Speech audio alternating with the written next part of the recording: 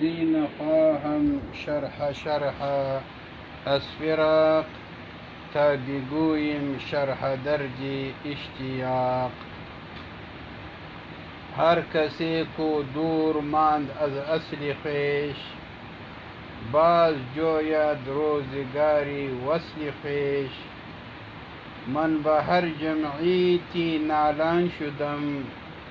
جفت بود بد حالان و خوش حالان شدیم. هر کسی از ظن خود شد یار من، از درونی من نجست اسرار من. سر من از ناله من دور نیست، لیک چشم و گوش را نور نیست.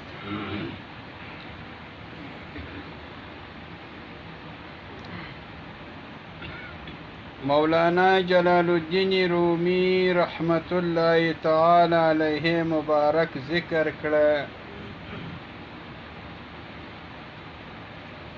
چې تاسې ته خپل اصل نه دی در معلوم، او تاسې یو داسې ذات پرې ایښی دی چې هغه مجمع د ټولو کمالاتو دی او مجمع د ټولو جمالاتو دی. تاسو که په هغه باندې خبر سئ یا تاسې ادراک پیدا کړئ چې موږ د کم ځای راغلي یو او پر څه ډول موږ دلته ژوند باید وکړو، نو د همیشه دپاره به تاسې ګریان یاست، ځکه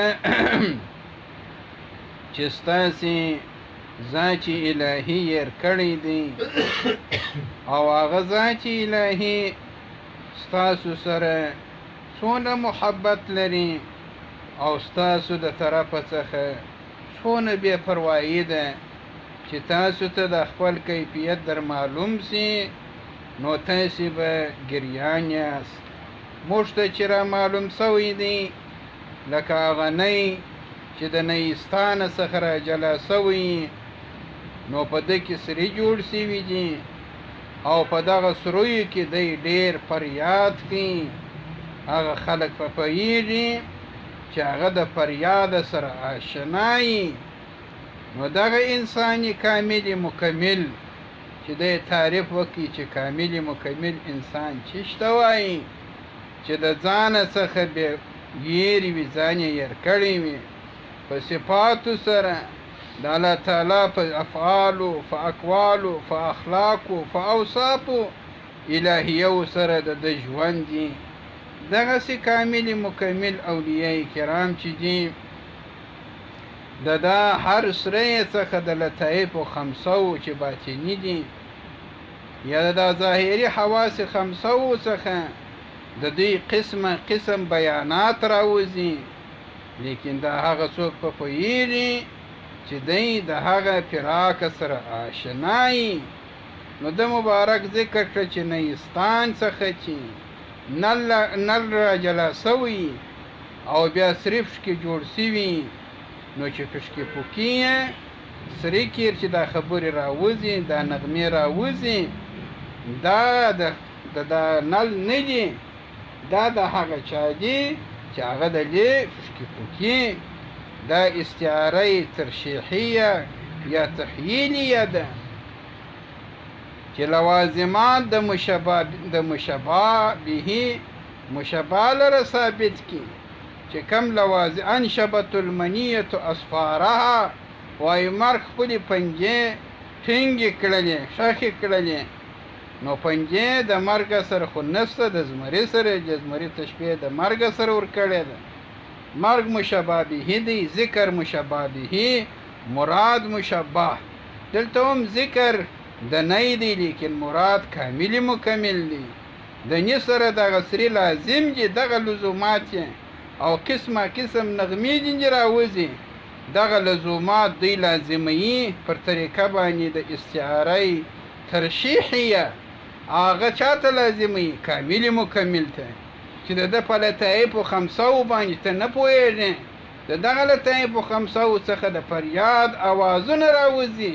چې یو ذات الهي تاسو پرې ایښی دی او د هغه دپاره ژاړئ تر څو چې د ذات الهي رضامندي تاسو نه یې پیدا کړې قرب الهي چې تاسو نه یې پیدا کړی تاسو په ژاړئ کز نیستان تا مراب بریدن دا خو د نل بیان دی از نفیرم مردزن علیدن دا خو در مخه یو خلاصه او بیانو چې مفتاش ته ذکر کړي اوس د مبارک فرمایي چې سینه خواهم شرح از فراق تا بگویم شرح درج اشتیاق چې سینه خواهم زه یو داسې انسان غواړم دی مبارک فرمایي چې هغه یو سینه ولري څنګه سینه ولري چې د فراق په وجه باندې هغه ټوکړه ټوکړه سوي شرح ټوکرې ته وایي چې هغه په خپل فراق پوهېدلی چې موږ ذات الهي جل وعلا څخه را لرې سوي یو او د دا لرې کېدو څخه په موږ کې څونه نقصانات پیدا سوي دي چې د عالم ارواح څخه زموږ روح و جسد ته راغلی ده او په دغه جسد کې موږ د الله تعالی څخه لرې سوي یو نو په موږ کې څونه نقصانات دي چې دغه نقصانات چې پېژندلي او بیرته دی طلب د ذات الهي لري او د فراق په وجه باندې د سینه ټوټه سوي دغسې شخص چې دی هغه زما په خبرو باندې پوهېږي ځکه چې د مخاطبو د متکلم په منځ کې مناسبت غواړي نو زه به د دغسې شخص سره مناسبت لرم چې دی په باطن کې څه شوي ټوټه سوی نو دی هم درد د اشتیاق لري درد د فراق لري زه هم لرم دته زه ښه بیان کولی سم ولې دی پوهېږي هر یو خو نه پوهېږي د دی مبارک اشارتن دا بیان کوي چې زما په خبرو نو ډېر هغه څوک پوهېږي چې دی درد د فراق لري چې درد د فراق لري دا زما د درد په خبرو پوهېږي نو دی مبارک فرمایي وای سینه خواهم شرح از فراق وای زه داسې سینه غواړم چې هغه ټوټه ګرځېدلي د فراق په وجه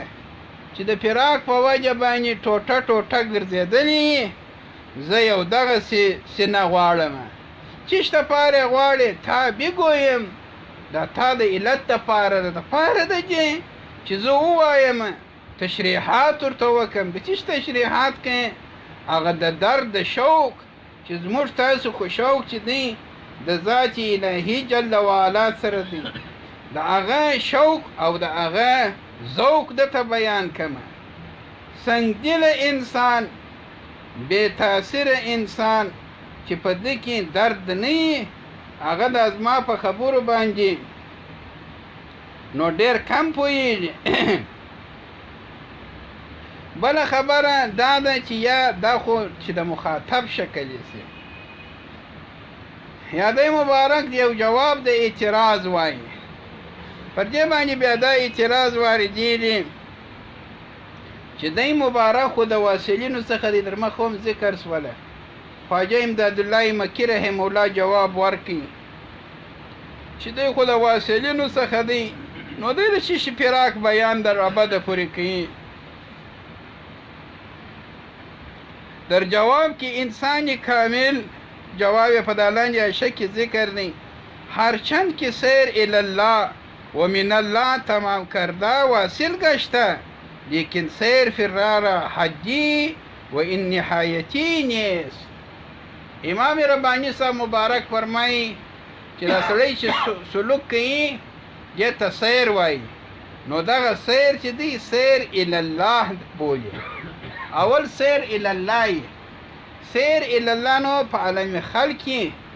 او په عالم امر کې دی عروج چې کوي چې دا دایره د امکان ده په دا کې چې دی عروج کیږي ته سیر الله وایي کله چې دی عالم وجوب ته ورسیږي په عالم وجوب کې د روحاني علمي سیر وي دا بیا وروسته وایي چې دی علمي سیر کوي په عالم وجود کې چې رتبه د اسماء ده رتبه د صفاتو ده په دا کې چې دی سیر کوي د الله تعالی په صفاتو کې دې ته سیر فی الله وایي یعنی د الله تعالی په صفاتو کې دی سیر کوي نو سیر الی الله، سیر فی الله، سیر من الله، سیر عن الله، سیر مع الله، سیر من الله، سیر عن الله. در دې وروسته دریم سیر دی چې هغه سیر مع الله دی.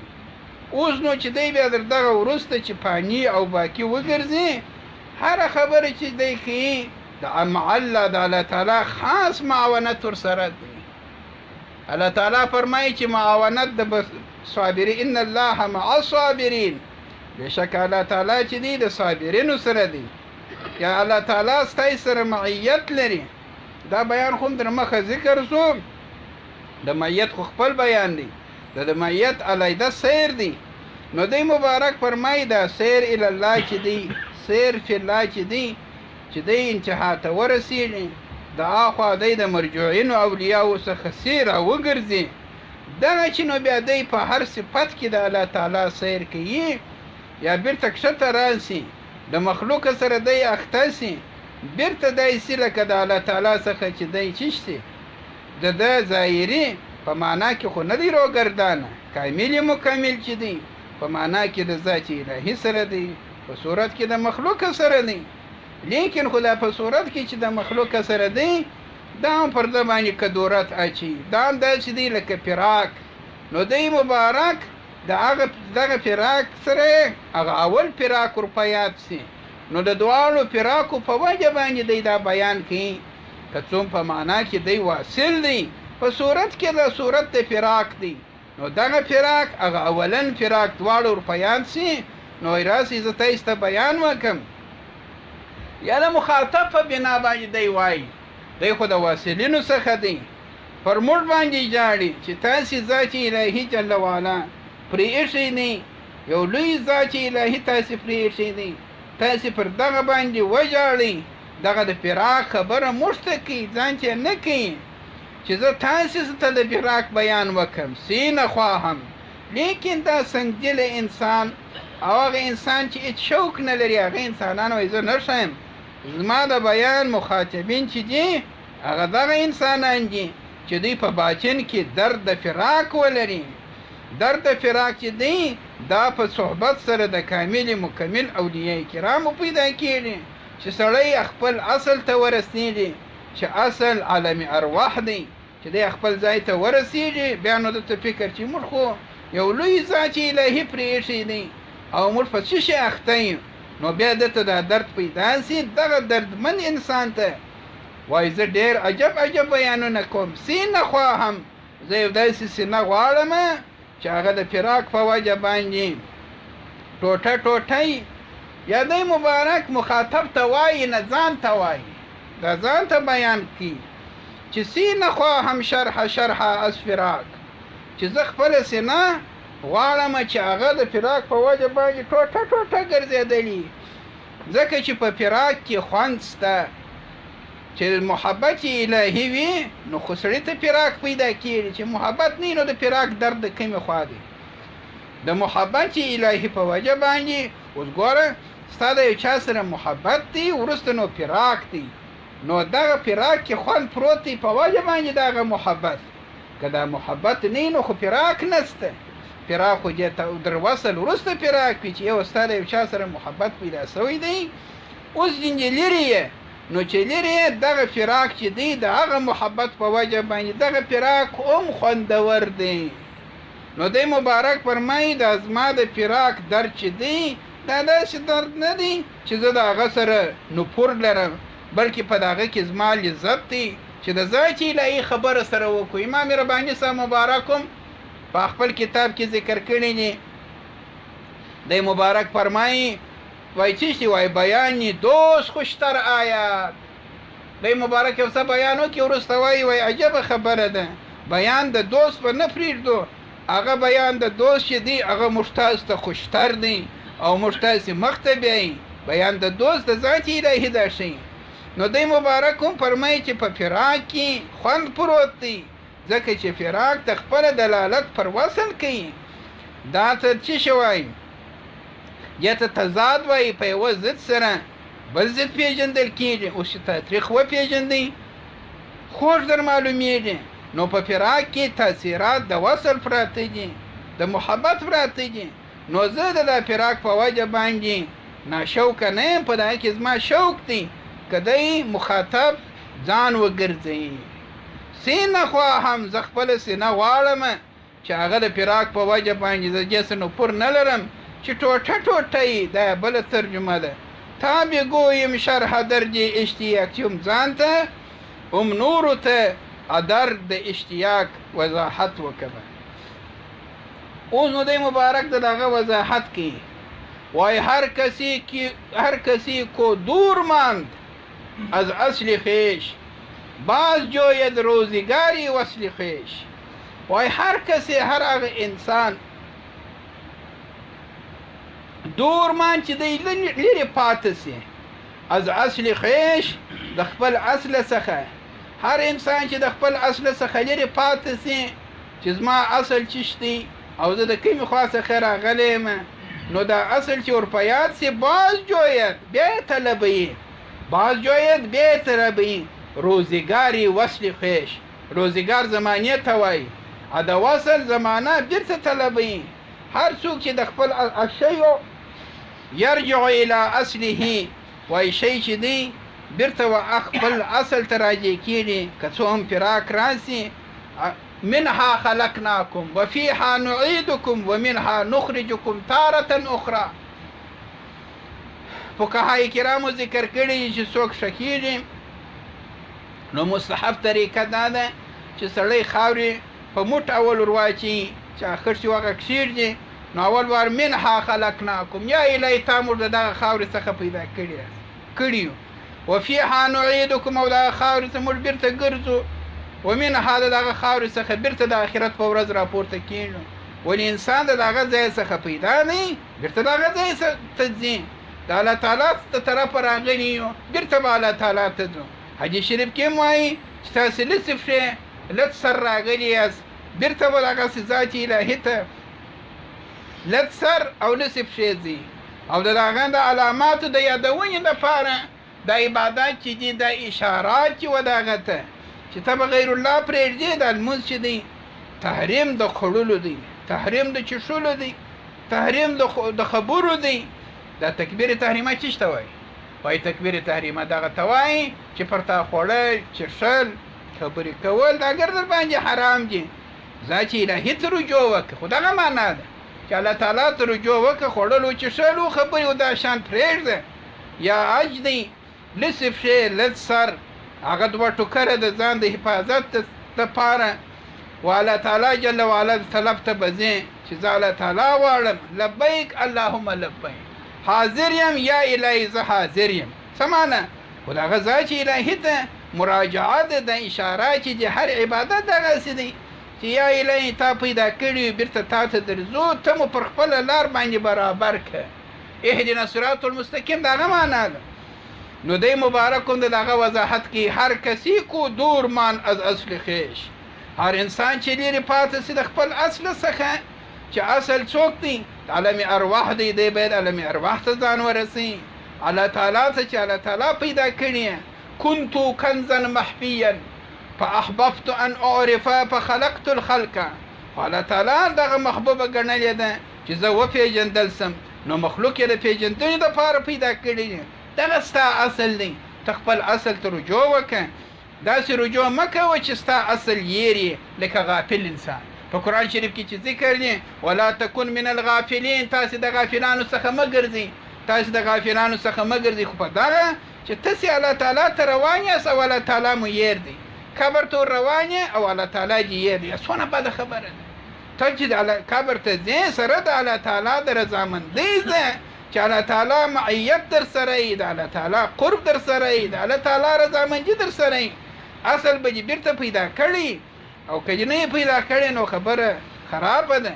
هر کسی کو دور مان از اصل خویش، هر هغه څوک چې لرې پاتې سي د خپل اصل څخه،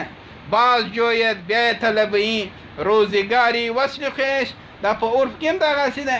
چې بیرته دی طلبوي هغه زمانه د خپل وصل. من به هر جمعیتی نالان شدیم، جفت بد حالان و خوش حالان شدیم.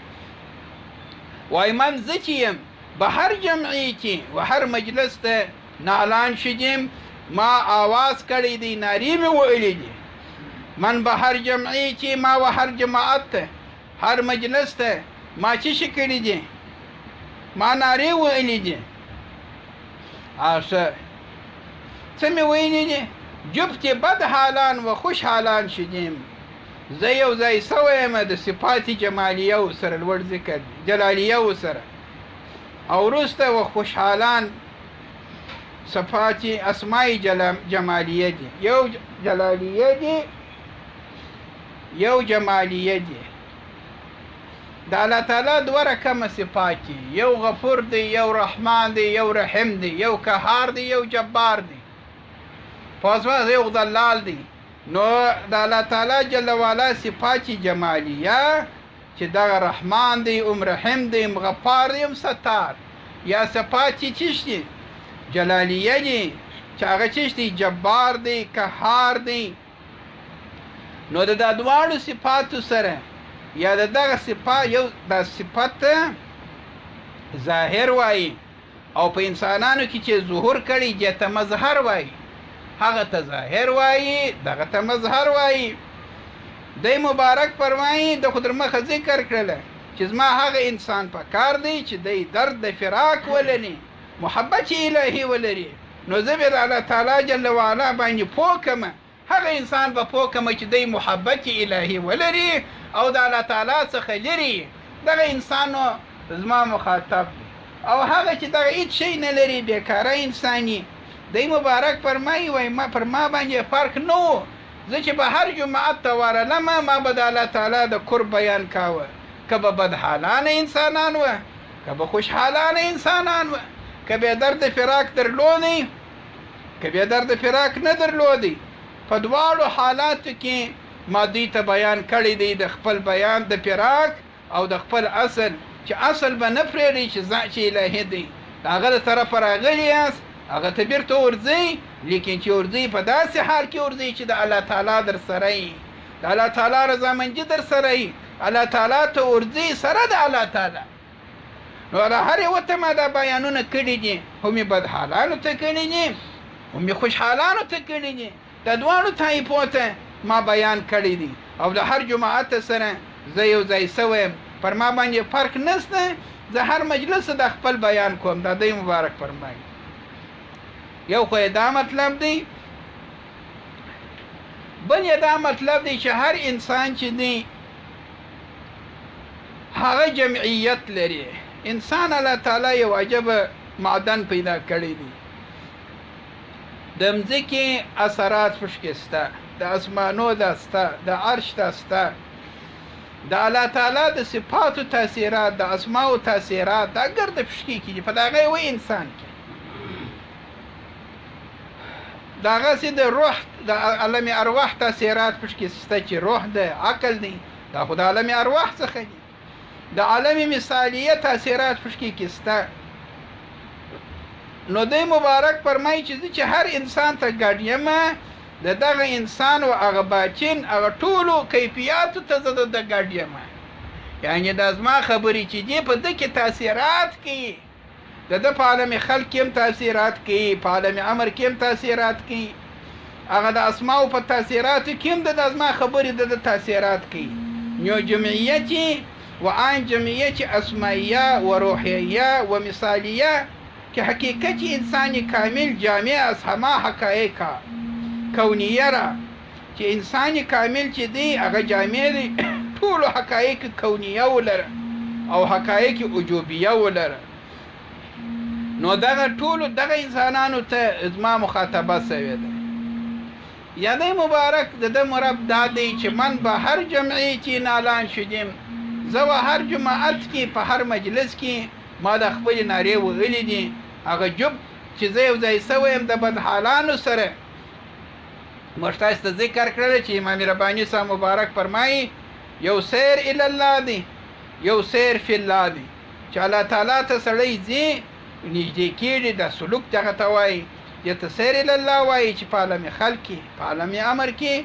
دی ترقي کوي چې عالم وجوب ته ورسېدی عالم وجوب هغه ته وایي چې ازلي و ابدي دی چې د الله تعالی اسما دي د الله تعالی صفات چې هغه ته ورسېدي نو جت سیر فی الله وایي.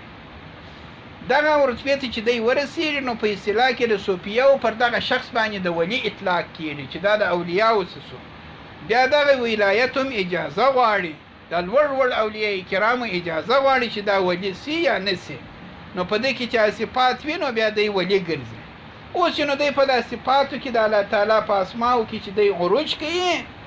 دغه عروج بیان دی کوي. وایي زه چې په اسما کې د الله تعالی چې جلالي صفات کې بدحالان چې په صفت قهار کې ما عروج کاوه، یا په صفت جبار کې ما عروج کاوه، یا په صفت رحمان کې ما عروج کاوه، یا په صفت غفار کې ما عروج کاوه، چې دا خوشحالان صفات دي. چې ما په دغه صفاتو کې عروج کاوه، ما دغه نارې وایي، د فراق نارې مې وایي چې یا الهی زه ستا څخه لرې یم. حالانکه خدای لرې نه دی، د اولیاء کرامو څخه دی. لیکن دغه باوجود نه موږ تاسو ته ذکر کړه په اثر کې چې د انسانو د الله تعالی په منځ کې 70,000 پردې دي، 15,000 پردې چې دي ظلماني دي، د عالم خلق د عالم امکان دي، 15,000 پردې چې دي نوراني دي. تر دغه صفات او رتبې ته چې دی ورسېږي اسماو ته، نو د دوی د الله تعالی په منځ کې څه شي دي؟ پردې ستا، لیکن نوراني پردې دي، 15,000 نوراني پردې دي. دی مبارک فرمایي چې ما عروج کاوه په دغه صفاتو کې پورته کېدم،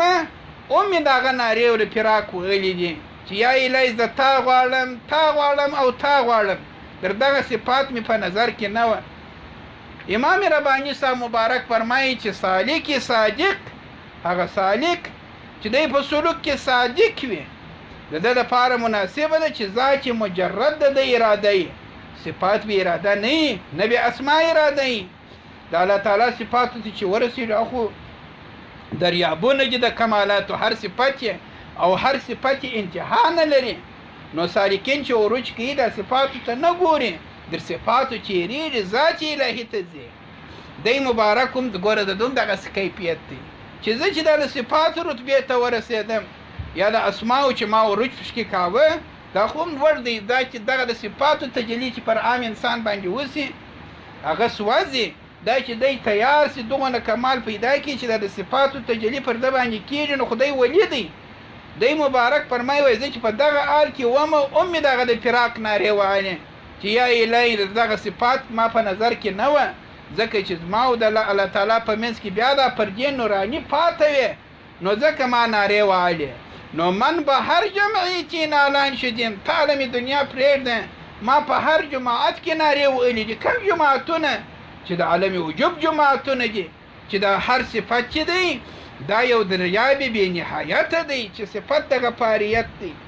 صفت د ستاریت دی. وایي په دا هر مجلس کې، په دا هر صفت کې ما نارې د فراق ویلې دي چې یا الهی زه تا غواړم،